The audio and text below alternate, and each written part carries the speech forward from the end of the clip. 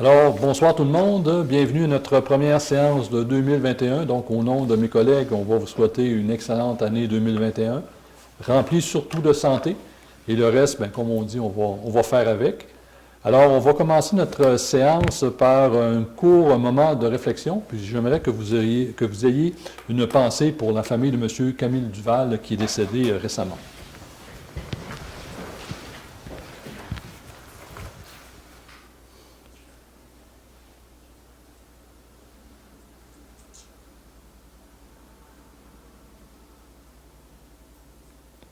Merci.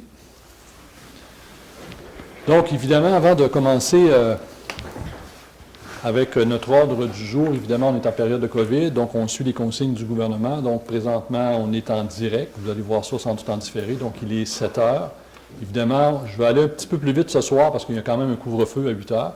Donc, si on veut permettre à tout le monde de rentrer à la maison puis d'éviter d'avoir des problèmes avec la Sûreté du Québec et de respecter les consignes, bien, on va faire ça rapidement si vous le permettez. Donc, j'aurais besoin, pour ouvrir la séance, d'un proposeur de secondaire, M. Fortin, secondé par Mme Tremblay. Donc, Mme Bernier, si vous voulez faire rapidement notre lecture de notre ordre du jour, s'il vous plaît.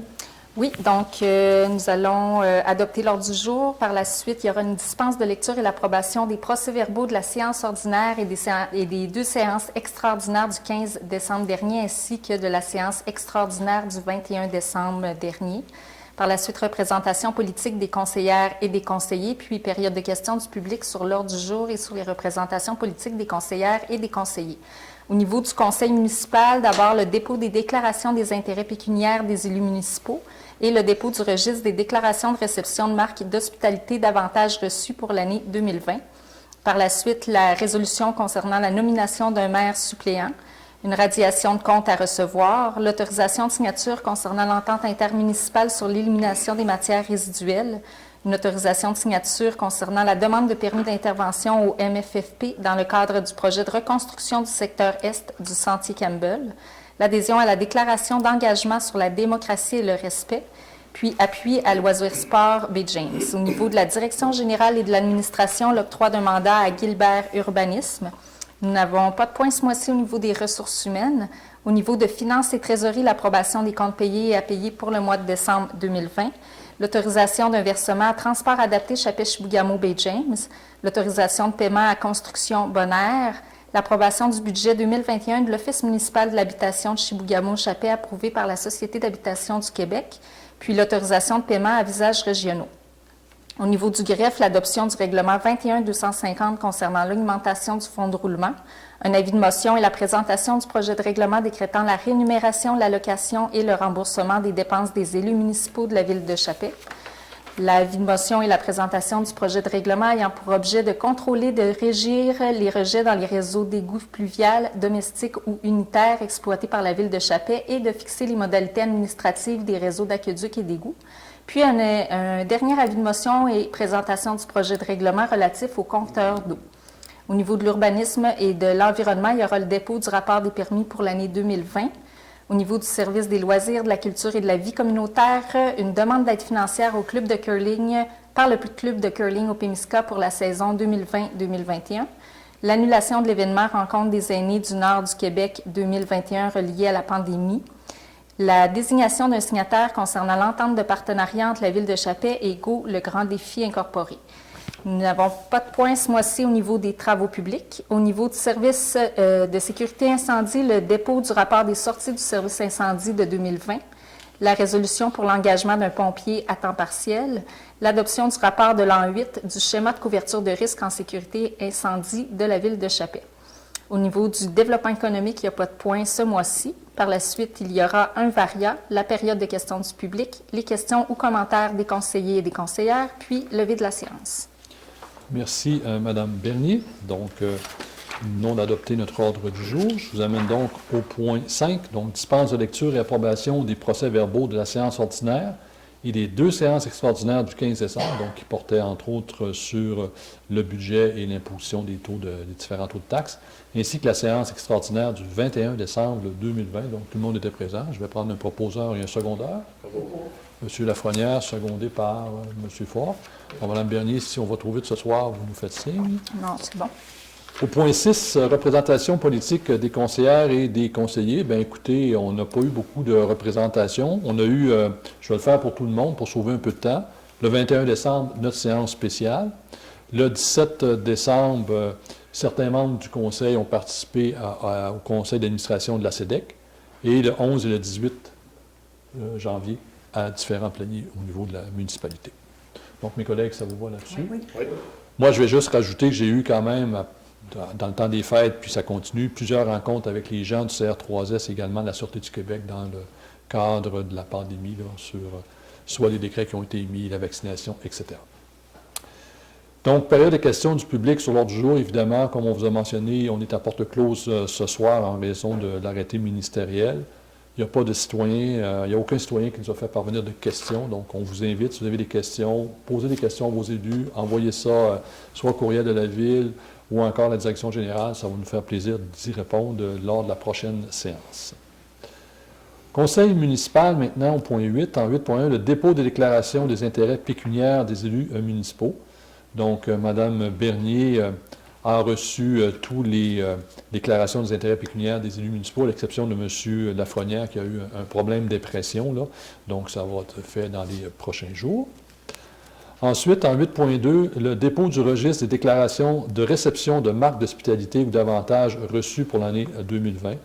Donc, concernant notre code de déontologie, donc lorsqu'on reçoit les membres du conseil un avantage ou un cadeau d'une certaine valeur, on doit faire la déclaration. Donc, le dépôt a été fait du registre. Il y a eu deux choses qui ont été remises à moi et à M. Fogg dans le cadre d'une autre fonction qu'on a à la RBJ, qui est un petit manteau à l'effigie de la RBJ. Donc, voilà pour le dépôt. En 8.3, maintenant, une résolution pour la nomination d'un maire suppléant. Donc, à chaque 3 mois, on change de maire suppléant. Donc, c'était Mme Larouche qui l'est jusqu'à la fin janvier. Donc, pour février, mars et avril, ce serait au tour de M. Fortin. Donc, j'aurais besoin d'un proposeur et d'un secondeur pour accepter la candidature de M. Fortin. M. Ford, secondé par M. Lafrenière. Oui. Mes autres collègues, ça vous va aussi? Oui. Parfait.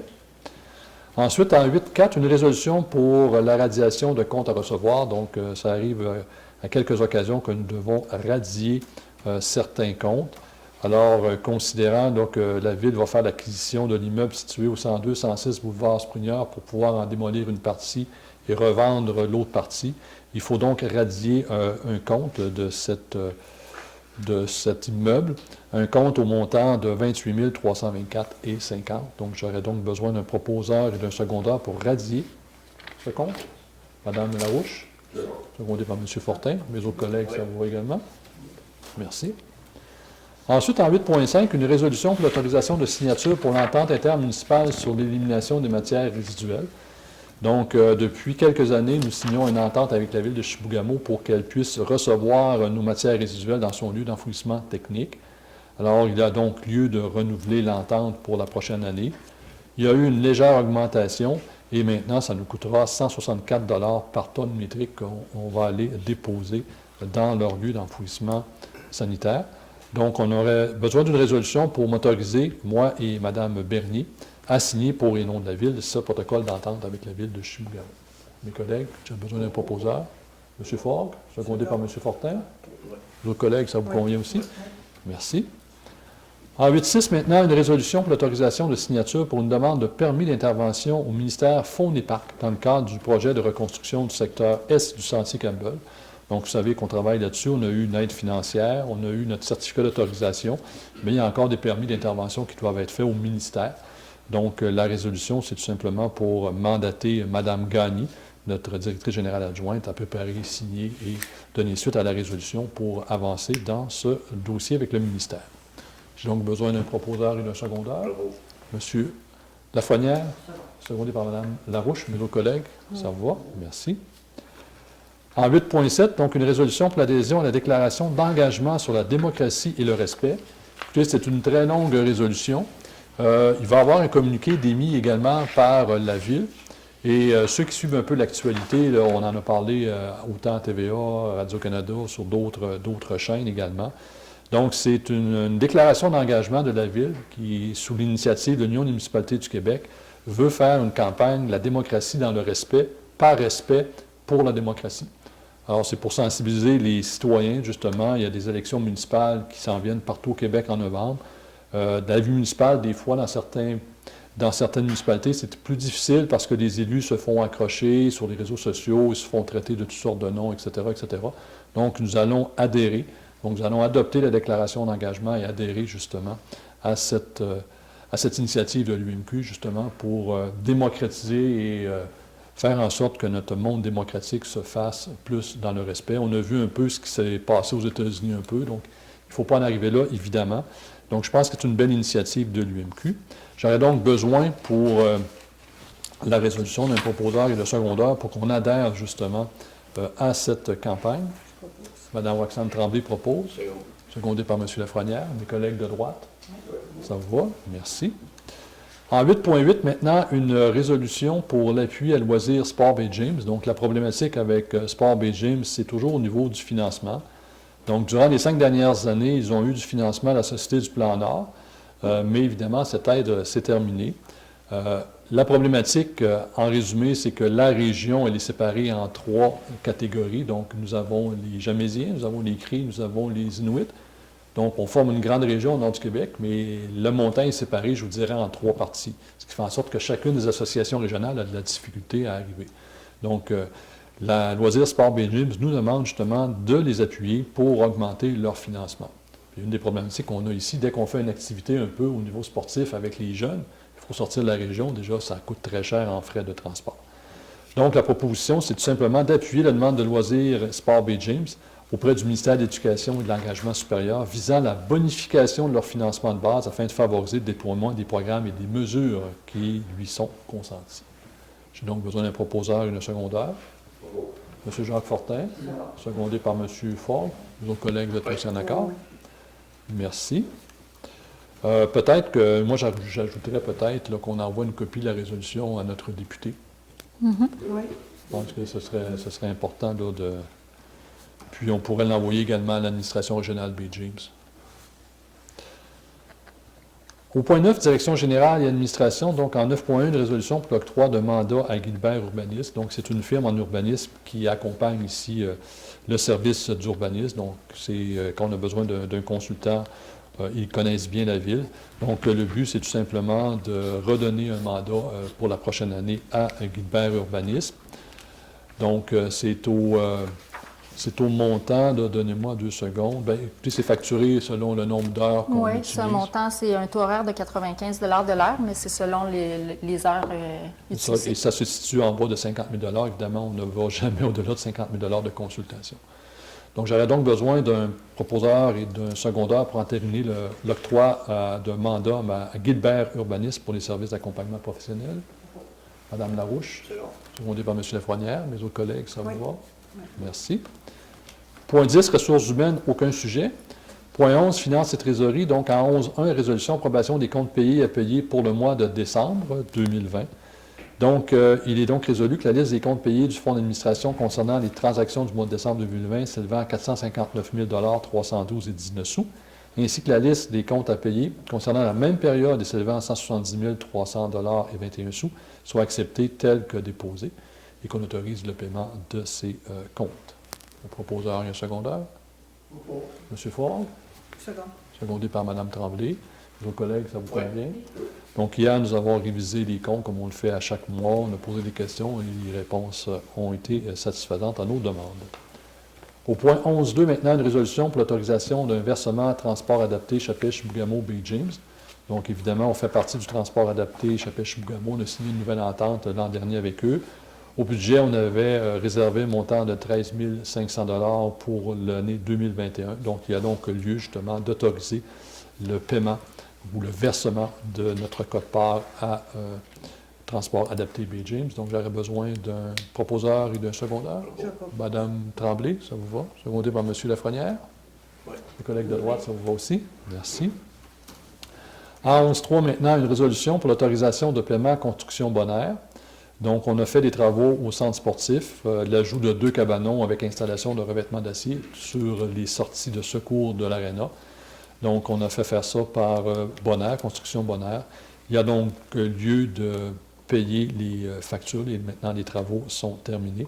Donc, il est résolu que le conseil municipal autorise le paiement de la facture reçue le 21 décembre de Construction Bonaire au montant de 9 114,99 $, plus les taxes applicables.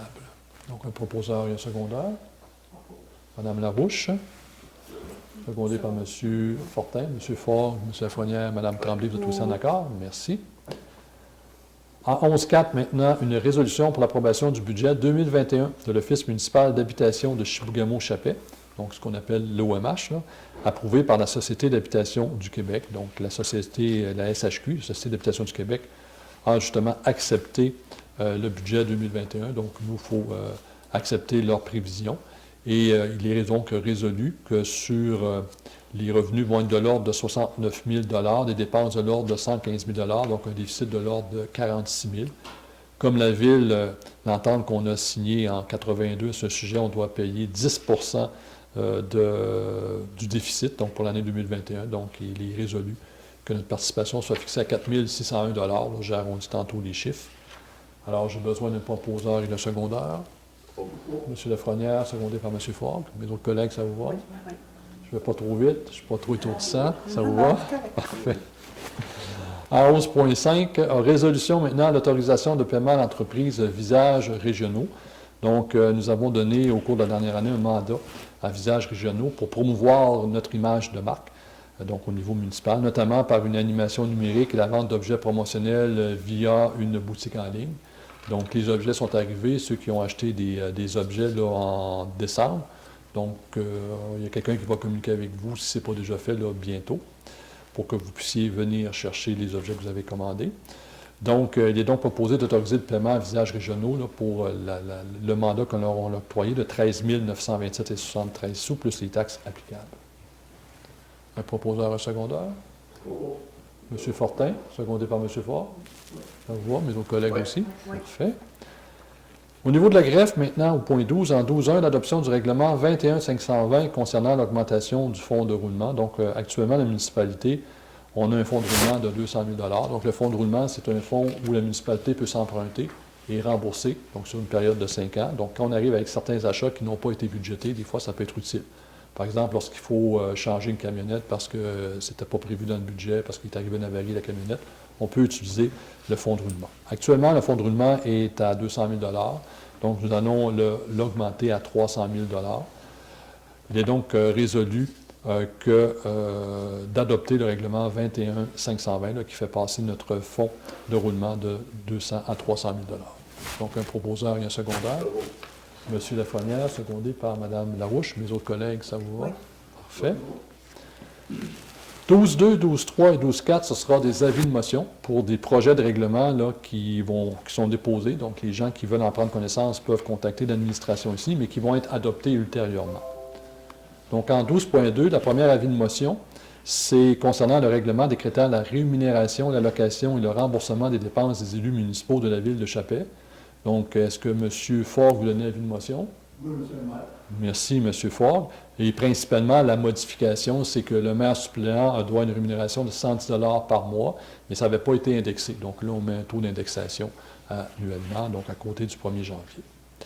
En 12.3, maintenant, c'est un autre projet de règlement ayant pour objet de contrôler et de régir les rejets dans les réseaux d'égouts pluviales, domestiques et unitaires exploités par la ville de Chappais et de fixer les modalités administratives des réseaux d'aqueducs et d'égouts. Alors, vous savez, ça fait quelques années qu'on travaille justement et on a un avis justement du ministère de l'Environnement là-dessus pour construire une usine d'épuration des eaux, entre autres. Donc, il faut adopter une série de règlements, de mesures pour justement régir ce que je viens de dire, les rejets, etc., etc. Donc, c'est l'objet du règlement que nous déposons. Alors, M. Ford, est-ce que vous donnez encore avis de motion? Oui, M. le maire. Merci. Ensuite, en 12.4, la dernière avis de motion, c'est sur le projet de règlement relatif aux compteurs d'eau. Donc, une des mesures que le gouvernement demande de faire dans toutes les municipalités du Québec, c'est d'installer dans certains endroits stratégiques des compteurs d'eau, comme au niveau industriel, au niveau commercial, dans certaines résidences, pour vraiment voir la consommation d'eau que nous avons sur le réseau. Donc, ça va se faire ultimement dans les prochains mois. On va vous en informer un peu plus là, au cours des prochains mois. Donc, M. Faure, est-ce que vous donnez encore l'avis de motion sur ce règlement? Oui, M. le maire. Parfait, merci. Donc, ceux qui nous écoutent, si vous voulez plus de renseignements, bien, je vous invite, comme je le mentionnais tantôt, à appeler la direction générale. On pourra vous expliquer plus en détail ou même vous faire parvenir le projet. C'est un projet, il n'est pas finalisé. Il y a toujours des petites modifications qui peuvent arriver. Point 13, en urbanisme et en environnement, donc en 13.1, dépôt du rapport des permis pour l'année 2020. Donc, Mme Bernier, qui est directrice générale, il y a le mot adjointe ici, il faudrait peut-être enlever, là, il y a peut-être une petite coquille. Donc, elle nous a déposé justement le rapport fait par M. Gaétan Gravel, qui est responsable du service d'urbanisme. On va émettre aussi un communiqué là-dessus. C'est quand même des bonnes nouvelles. On sait que ça a bougé beaucoup lors de la dernière année. Entre autres, l'année 2020 a connu une hausse d'environ 28 des permis délivrés pour l'ensemble des secteurs d'activité. Comparativement, donc on en a eu 228 cette année, comparativement à 164 l'année passée. La valeur déclarée des travaux pour 2020 est de 5 068 000 là j'arrondis les chiffres ici, comparativement à 2 381 000. Donc, il y a eu plus de rénovation, plus de construction. Évidemment, les serres aussi ont joué là-dessus, là. De plus, Mme Bernier nous a précisé que les principales variations pour 2020, comparativement à 2021, donc hausse de 64 permis, valeur déclarée pour l'ensemble des permis, une augmentation de 2,7 millions, valeur déclarée pour les permis de rénovation, une hausse de 770 000 revenus de permis, une hausse de 1 632 pour les revenus de permis quand les gens viennent chercher les permis.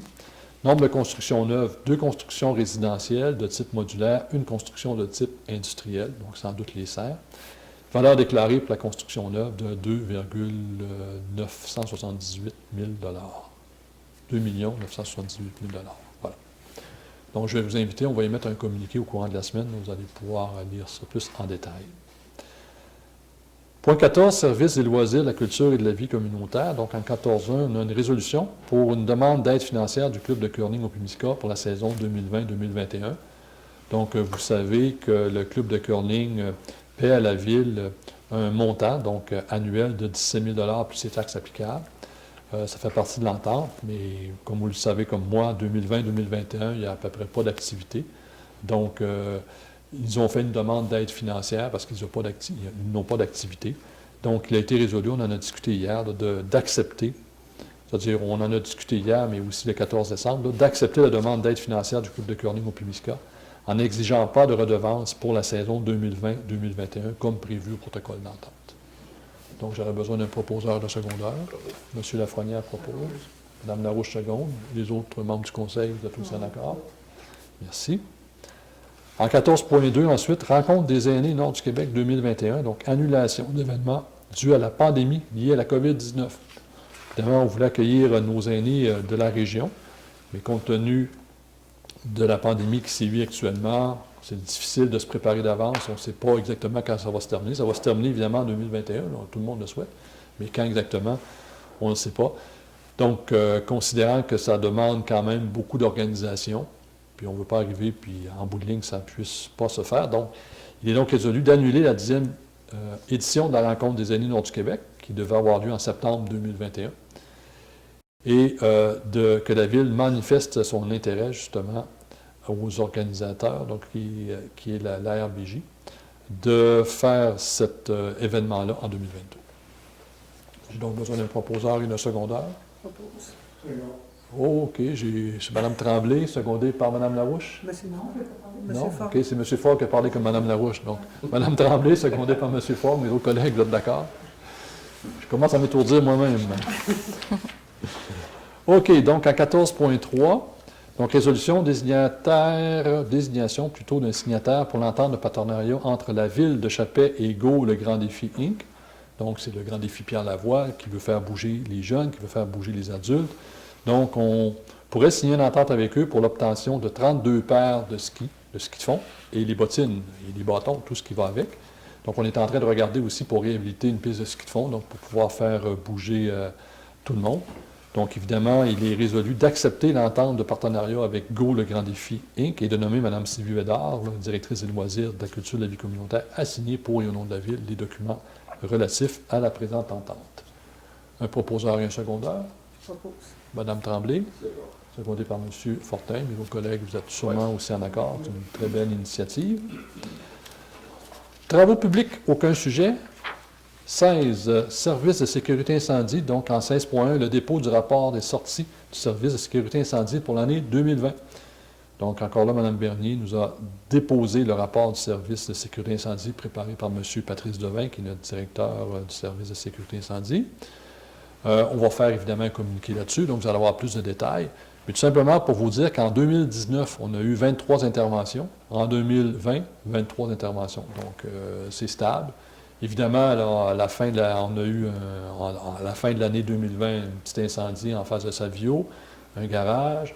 Au début aussi de l'année, un autre garage. Donc, on espère que ça va se tranquilliser. Mais M. Levin nous mentionnait que 2019-2020 ont été plus bas que les autres années. Donc, on est satisfait. Donc, ça veut dire que les gens font plus attention, puis on est plus chanceux, on prend plus de mesures également. Donc, c'est un dépôt. En 16.2, maintenant, résolution d'engagement d'un nouveau pompier à temps partiel. Donc, on est toujours heureux d'accueillir ces pompiers à temps partiel. Donc, considérant la recommandation de M. Devin, qui est directeur du service de sécurité incendie, il est résolu d'entériner l'embauche de M. Jean-Philippe Bender à titre de pompier à temps partiel au service de sécurité incendie. Donc, j'aurais besoin d'un proposeur et d'un secondaire pour entériner. M. Fortin. Second. Secondé par Mme Tremblay. Mes autres collègues sont aussi en accord. Donc, je pense qu'on a une très bonne brigade de pompiers. Le nombre, c'est une vingtaine de pompiers.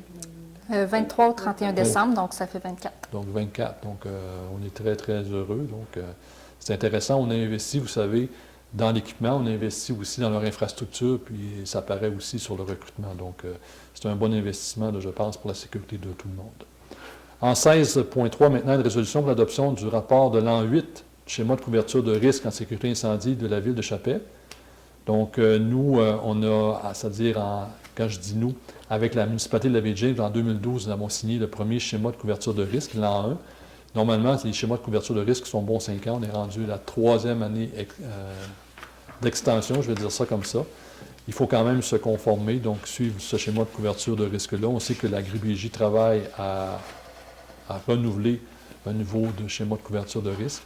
Donc, il faut faire une résolution là-dessus qu'on adopte le plan d'action de l'an 8, du schéma de couverture de risque, dans le fond, qui ressemble drôlement à l'an 5, et que le conseil municipal autorise Mme Gagné à faire suivre ce rapport annuel au gouvernement régional d'Iriquim-Pidgins. Un proposeur, un secondaire. Bravo. M. Lafrenière, secondé par Mme Larouche. Les autres collègues, ça vous va? Oui. Développement économique, nous n'avons pas de résolution, mais je vais juste en profiter, puis Mme Bernier, on pourrait le mettre à ce point-là, parce que c'est important. Nous allons avoir une présentation du projet de forage de Québec Copper and Gold, anciennement la compagnie qui s'appelait Power Or, donc ceux qui ont acheté les anciens clés miniers ici à Chapelle. Donc, on va faire ça, c'est une présentation Zoom, on va faire de l'information là-dessus sur notre page Facebook, aussi de la publicité au niveau des casiers postaux. Ça va se faire le mardi 26 janvier à 19h. Donc, c'est une présentation non pas physique parce que l'arrêté ministériel ne nous le permet pas, mais on va le faire via Zoom. Donc, M. Baudry, qui est le vice-président de cette compagnie, va nous faire une présentation des forages. Ils ont une campagne de 20 000 mètres de forage à faire en 2021. Donc, où ça va se dérouler, quelles sont leurs échéances et vers où ils se dirigent. Donc, je pense que ça va intéresser quand même beaucoup de gens. Il y a quand même du potentiel intéressant. Donc, on va inscrire ça, Mme Bernier, au privé pour laisser une trace. Point 18, Varia, aucun sujet. Point 19, période de questions du public. Mais évidemment, on n'a pas de public ce soir.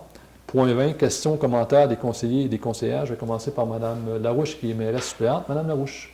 Oui, bonsoir à tous. Moi, je vais vous souhaiter un bon mois. Soyez prudents, puis continuons de suivre les règlements qui sont émis.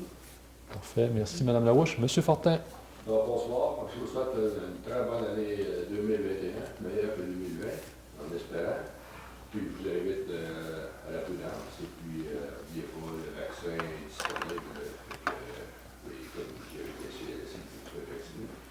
Donc, soyez prudents. Merci. Merci, M. Fortin. M. Forgue. mes copains entre les États. Parfait, merci M. Fort. Madame Tremblay, Roxane. Oui, bonsoir. Alors moi, je vous inviterais à... Si vous avez remarqué, dans le cours de l'Arena, il y a beaucoup de neige. Il y a une patinoire extérieure qui est en préparation. Alors, je vous invite à surveiller le Facebook du service des loisirs, de la culture de la vie communautaire pour voir. En principe, c'est possiblement vendredi l'ouverture de la patinoire extérieure. Surveillez le Facebook et puis probablement qu'il va y avoir des petites consignes indiquées aussi là, en même temps. Là. Alors, je vous souhaite beaucoup de plaisir. Merci, Mme Tremblay. M. Lafrenière. Oui, bonsoir à tous. Bonne année en passant, 2021.